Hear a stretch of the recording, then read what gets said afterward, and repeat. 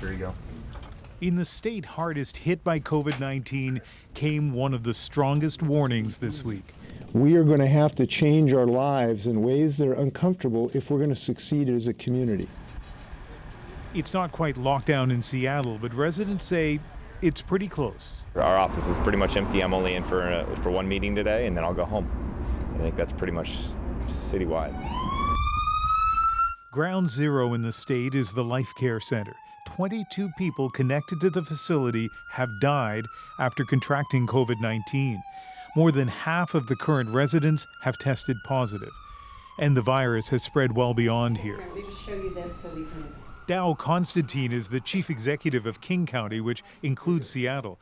There are almost 300 confirmed cases here, and Constantine says that number will likely double every 5 to 7 days.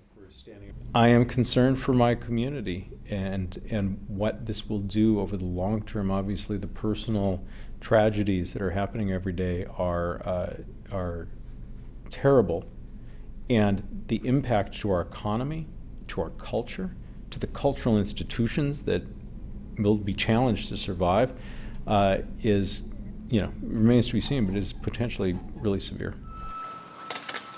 It has been widely reported that Washington state was slow to test for the virus, losing valuable weeks in identifying who had it and how it was spreading.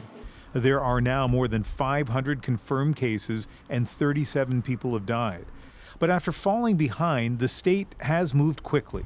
From big companies telling employees to work from home, government banning major sports events before leagues took action, and big institutions like the University of Washington, which developed and is administering hundreds of COVID-19 tests a day.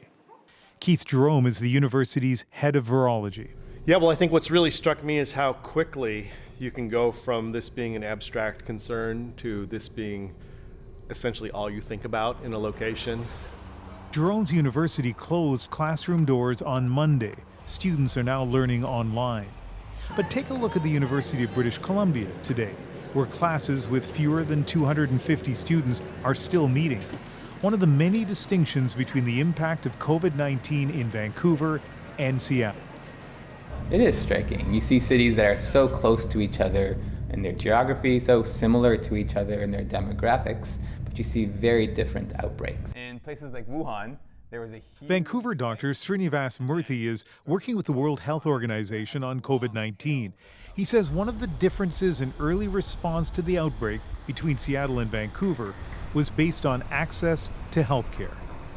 If you can't have community level coverage, which is completely across the board for everybody, you won't be able to solve the outbreak. Providing excellent care to a few people is not a solution to outbreak response. You need to be across the board. And that's why a universal health system in Canada approaches that obviously much more so than the United States. Our healthcare system is famously fragmented and extraordinarily expensive. The Canadian system is more comprehensive, but it'll still become overwhelmed. It was a very elaborate system. Of course, that's what officials are trying to fend off on both sides of the border, even if in Washington the fight seems, at least for now, a little more daunting. For all of our admonitions to keep a safe distance from others and work from home, we end up coming to work. We are at my office building today. And I will tell you that we've already identified that someone who was in this building is positive for the coronavirus. So you have to avoid touching things, you have to wash continually, you have to not touch your face, and you have to keep those who are most vulnerable away from infection. That is the most critical thing. And if we do these things and we do them earnestly and zealously, we will get through this.